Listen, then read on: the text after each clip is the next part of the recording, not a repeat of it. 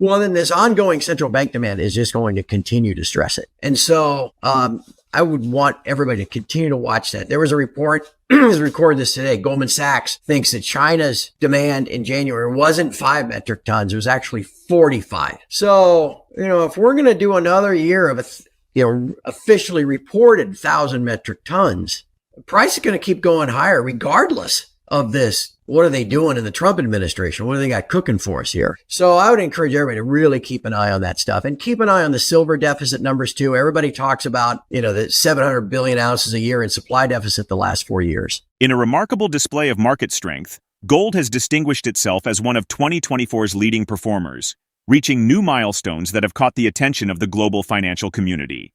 The precious metal achieved an unprecedented high of $2,950 on Thursday, and has maintained its robust position above $2,930, demonstrating resilience against traditional market pressures.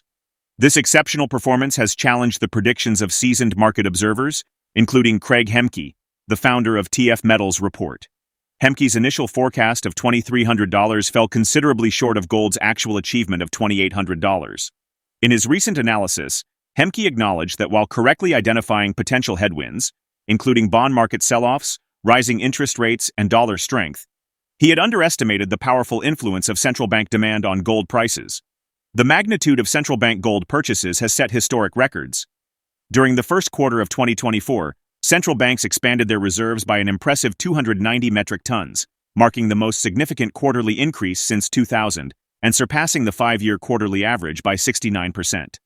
This substantial accumulation continued into May, with global central banks adding another 10 metric tons to their holdings, underscoring the persistent nature of institutional demand. Hemke's current analysis emphasizes 2 critical factors: U.S. gold repatriation activities and sustained central bank demand. These elements align closely with the World Gold Council's assessment, which identifies central bank accumulation as a primary driver behind gold's record-setting prices. The convergence of these expert opinions suggests a fundamental shift in the gold market's dynamics rather than a temporary price surge. Market conditions have further bolstered gold's position. Recent mixed U.S. PMI data has contributed to keeping the 10-year U.S. Treasury bond yield below 4.5%, creating an environment that favors gold investment by weakening the dollar. Before we begin, please remember to subscribe to our channel and click the bell icon to receive notifications about our latest content, market insights, and expert analysis. If you spin things back, the calendar back, you'll recall, listeners will recall, gold was at previous all-time highs right before Trump got elected in late October. And the day after Trump got elected, gold plunged. And then later on in November, it plunged. By the middle of November, it was down 10%. And, at the time, it was like, well, it's going to be inflation and, maybe no cuts of interest rates and who knows what else. And so that was this rationale for, for gold going down. Then we got to the early part of December, and suddenly we started getting the first hints of this current situation where the spot price and the futures price moved away from each other. They should always be pretty close. The front month future should always be pretty close to spot, just through simple arbitrage, where you buy the spot, you sell the future, and, the whole thing can sort itself out when that contract goes into delivery. And because that arbitrage wasn't taking place, that spread widened out to $30 or $40 in December. Well, then here came the December FOMC meeting, and hawkish, no more rate cuts, that kind of stuff. And gold plunges again. Ever since that meeting, Charlotte, we got down to 26.20 in the 18th or 19th of December. And particularly since the first of the year, I mean, it's just been a 45-degree angle straight up. So again, so what changed? Well, something changed with the election of Trump. And we started seeing this in December. Whether it's, well, gosh, they might put on tariffs eventually. I don't know, man. I think it's more to the idea that there's something else brewing behind the scenes. And that's why there's been this consistent bid for gold for the last 6 weeks. I wrote about that in my forecast this year. I always write these annual forecasts over Christmas holiday and usually try to put it out in the 1st of January. And I write it for myself I need a reference to go back so I can kind of, learn and do better next time. Well, I did that this year, of course. And I was like, well, what did I miss? Because I didn't think gold would go to $2,800 last year. I thought it'd go maybe 23. And here the bond market's selling off and rates are going up and the dollar's going up and gold just keeps on going. What did I miss? And I thought, well, I think the key thing I missed was this central bank gold demand. That's really putting a floor under the price, kind of a physical floor under that derivative price. Because, you see it, gold just keeps, doing this stuff. So now going forward, what do we want to, outside of all of this stuff, maybe the U.S. trying to repatriate all this gold and get their arms, or whether it's, or maybe just shoring up the COMEX ahead of tariffs, whatever. If that's thrown such a wrench into the delivery scheme, in the pricing scheme, well, then this ongoing central bank demand is just going to continue to stress it. And so I would want everybody to continue to watch that. There was a report, it was recorded this today. Goldman Sachs thinks that China's demand in January wasn't 5 metric tons. It was actually 45. So, if we're going to do another year of, officially reported 1,000 metric tons, the price is going to keep going higher regardless of this, what are they doing in the Trump administration? What do they got cooking for us here? So I would encourage everybody to really keep an eye on that stuff and keep an eye on the silver deficit numbers too. Everybody talks about, the 700 billion ounces a year in supply deficit the last 4 years. But don't worry, there's billions of ounces above the surface, as if, your candlesticks and grandma's tea set, which are counted in that, are all part of, the readily available supply. The amount that gets sold back, that's starting to dwindle too. The United States maintains a substantial gold reserve of 8,133 metric tons, yet its true financial potential remains largely untapped due to decades-old valuation policies. Craig Hemke has identified a striking disparity.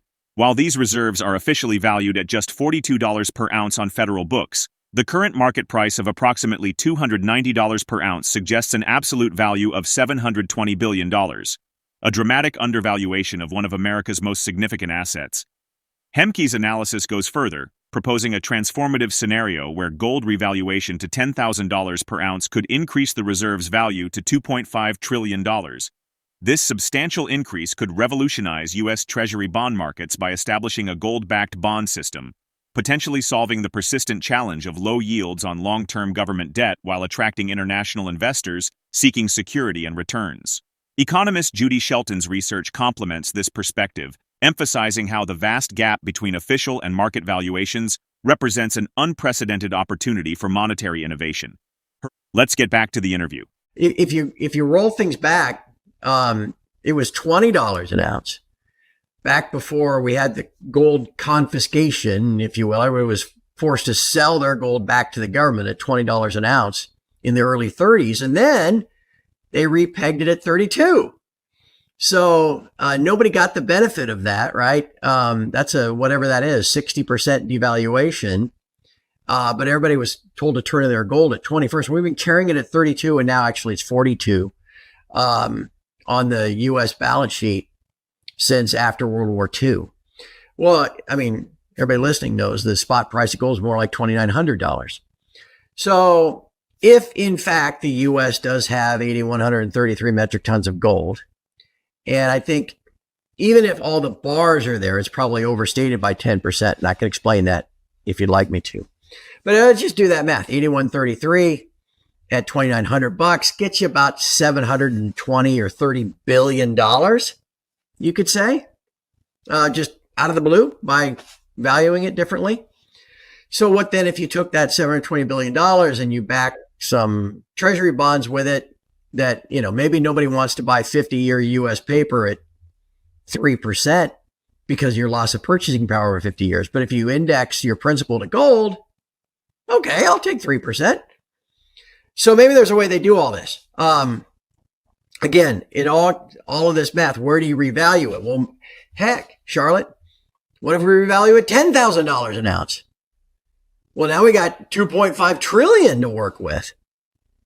So I don't know. If I might continue, people say, well, that would be so terribly inflationary because they'd be creating, $2.5 trillion out of thin air, basically. Well, I don't know. Would it? I mean, they created 5 trillion out of thin air and pumped it out to everybody during COVID, and that was inflationary. This would be half that amount. And it wouldn't necessarily, it'd be a little more like the QE programs in the great financial crisis more than it would be what happened in COVID. So I don't know if it'd be inflationary or not to market all the way up to 10,000. Again, these are all these mental gymnastics that everybody that watches gold and writes about it is kind of flipping themselves around trying to figure out, okay, well, what's an asset that the U.S. has? Well, one of them's gold. And then you look at all this flow of metal that is so significant that it's disrupted this just-in-time delivery that the LBMA and, London operates on. You're like, well, why are we onshoring all this gold? Maybe we're looking to monetize the gold that the U.S. has. And then another step down that path is, well, how much does the U.S. really have? We tell everybody we got 8,133 metric tons. Do we have all of that? What kind of form is that gold in? All these things, all these questions are starting to get asked. And so it seems to me, Charlotte, that there is, again, just started with the election of Trump, right? I mean, Trump didn't start talking about, we're going to put on some kind of EU tariff or something in the middle of December. Why all of a sudden gold start moving higher? So you start connecting some of these dots, and it seems like that's where we're headed. We got to know how much gold there is. They might try to revalue it to some newer level than what it's been valued at since 1933. Adjusting the official price of gold could unlock substantial asset value, turning long underestimated reserves into a powerful tool for fiscal support. By increasing the valuation of gold, the U.S. could leverage its reserves to strengthen the financial system, back treasury bonds, and stabilize long-term interest rates.